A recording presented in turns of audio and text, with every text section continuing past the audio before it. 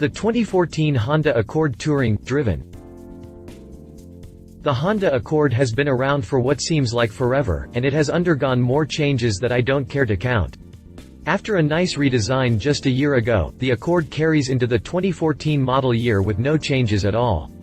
I got my hands on a range-topping touring version of the 2014 Accord, which had just about every gadget and gizmo imaginable in a mainstream, midsize sedan.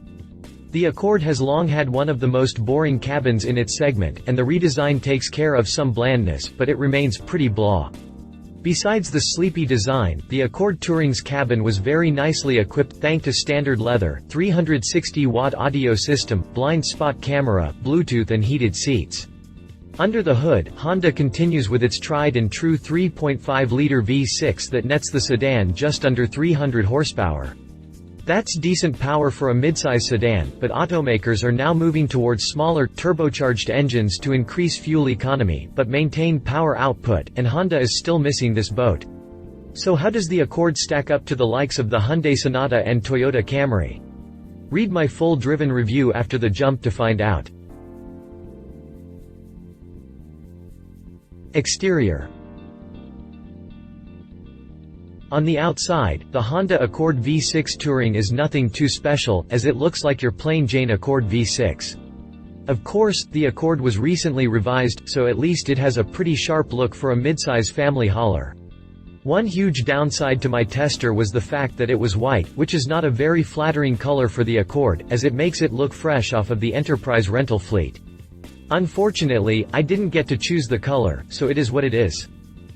One really neat feature were the new LED headlights that really gave off loads of light at nighttime and gave the sedan a striking look in the dark. 2014 Honda Accord Touring, exterior specifications. Interior. Inside the cabin, the Accord Touring was anything but your typical midsize sedan, as it was better loaded than the Acura I had before it, which was rather odd considering they are built by the same company. The leather seats are soft, supple and very supportive, the steering wheel feels good, despite relative numbness, the rear seat is very large and the blind spot camera is simply fantastic. One thing I didn't care for was the learning curve on the infotainment system, as some features are buried within the various menus and I sometimes felt lost. Also, though it was well equipped, I felt that the interior was pretty bland and lacked any real character. Back to good stuff though, the rear seats have 38.5 inches of legroom, which is plenty for most adults, and the trunk holds a respectable 15.5 cubes of cargo. 2014 Honda Accord Touring, interior specifications.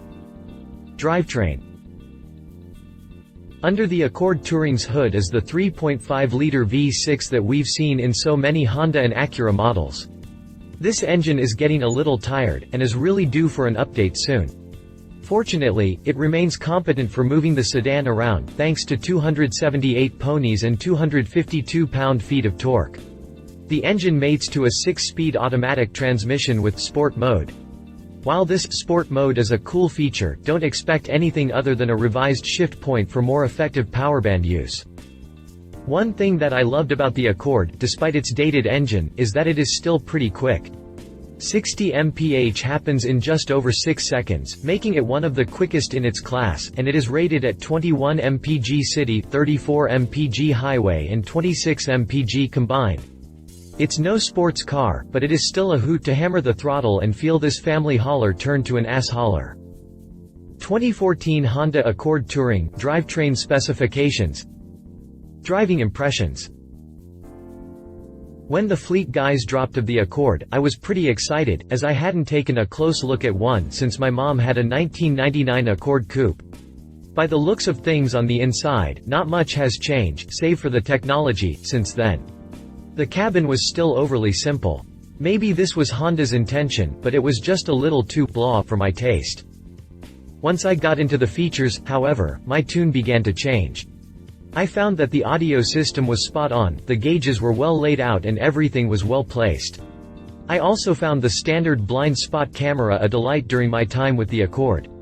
I did kind of hate the infotainment and navigation systems interface, as things tended to get buried in the submenus, but I am sure that I would have caught on if I had more time with the car.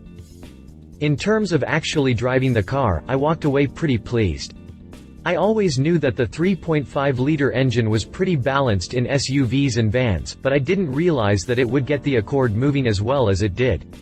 My estimates put the Accord at 60 miles per hour in the 6.2 to 6.4 second range, and the handling was okay for a family rig. Road noise, or lack thereof, was likely the best part, as the active noise-canceling system really kept the cabin nice and quiet. Pricing.